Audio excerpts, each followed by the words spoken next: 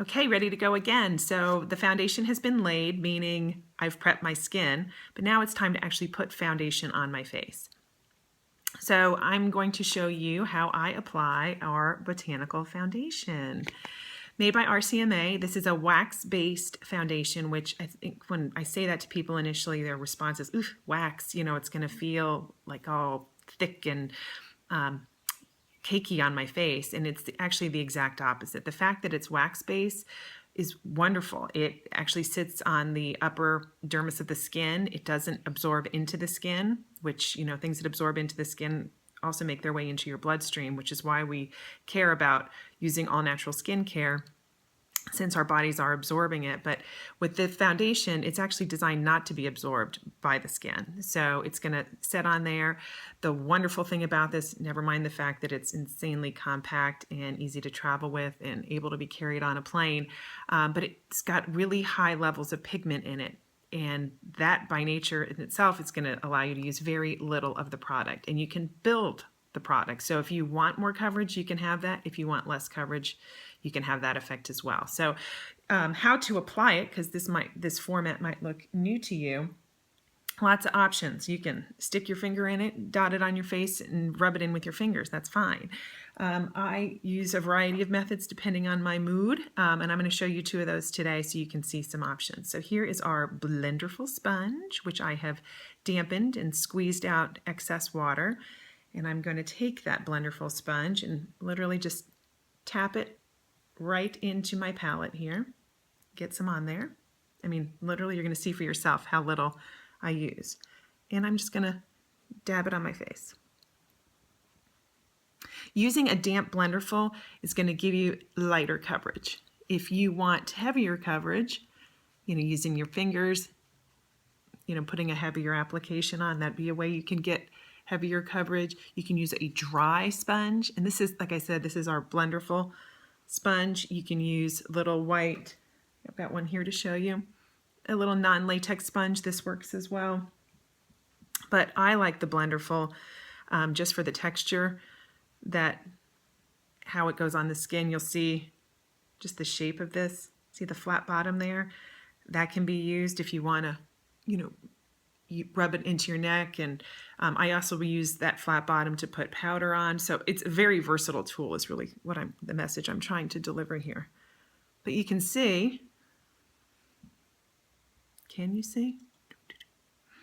Foundation, no foundation. The pink in my skin is going away. Just want to blend it in really well. Now, that's my Blenderful side. I'm going to show you another technique now, using our fabulous little stipple brush. This too, again, and in this case, just soft circular motion to put this on. Now I'm looking in a mirror here, so forgive me for not making that personal connection, staring into the camera, but it's kind of hard. I find it hard to put makeup on in a camera. And as it is, I've set up my little studio here, if you want to call it that, in my office, hence the wood paneling behind me, just because it's a spot to get natural light that reflects right onto my face. So to make making the video a little bit easier to do. So again, this is really just light buffing. You know, you want to be gentle with your skin. It's the only skin you got. Be kind. Okay? So again, super light, but you can see, well, yeah, you can look at my red neck, my red chest, but you can see just all I'm doing is evening out my skin tone, really. Now, we're going to move on to these other two lovely products that I carry in my personal palette. So I'm an Olive One foundation. Here is our Zero Concealer Ultra Fair.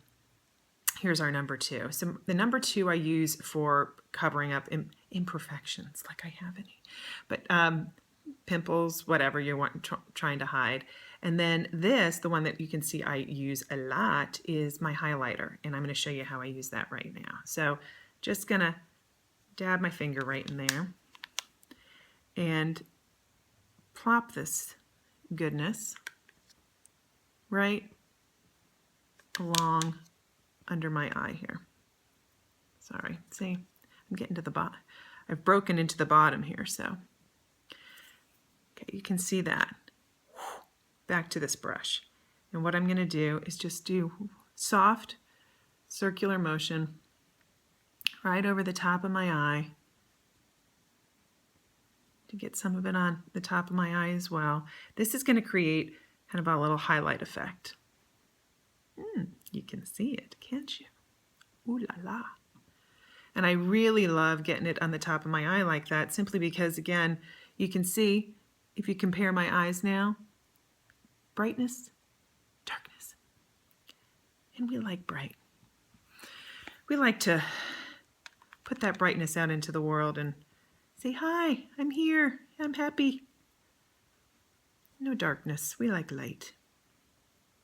So I'm going to do the same thing over here, and I'm going to give credit to Wayne Goss for this little technique, because I literally just watched his video this week on 5 different ways to apply highlighter and corrector and concealer. And I got to tell you, I learned a lot from watching these little videos, not just Wayne's, but certainly all the great videos that the professional makeup artists that are with LimeLight put out as well. And I'm so appreciative, because I am clearly not a makeup artist, but these techniques are so doable for the average gal. And look at that. Hello, I'm coming to life, just like that. How lovely. I'm happy to report, I'm going to just put a little bit more highlighter just down the center of my nose and up here in my channel. A little bufferoo in. Your chin. Voila. Again, evening out skin tone, just trying to brighten. And honestly, you could stop here. I mean, you could throw on a little pressed powder, little blush if you feel like it, and go on your merry way. But this is just a really great base to start your day and an everyday look, or if you want to glam it up even more, you can. I am going to actually, before I sign off here, just to show you another product real quickly, and then I'll do a separate one to add the more of the color to my face, is adding our Perfect Pressed Powder. And this is going to be embarrassing to show you, but it's what I have in front of me. But you can see mine. I love it so much. My pan is coming down to the bitter end here. But I'm using our all-over powder brush, and I'm just going to give a light dusting to my face. And this is going to set the foundation that I've just put on before I add any blush or bronzer or anything else. And it's a translucent powder. I love it. It minimizes my pore size. It really, now I look all white and ghastly to you, but I promise you it's just the lighting. If I looked that scary, I wouldn't be doing this. Okay, so again, just laying the foundation here. Next up will be blush, bronzer, and I'm going to do a quick eye look in that too, so you can see in total how it all comes together. And again, just an everyday look here and how I go about putting my face together. Thanks so much for watching.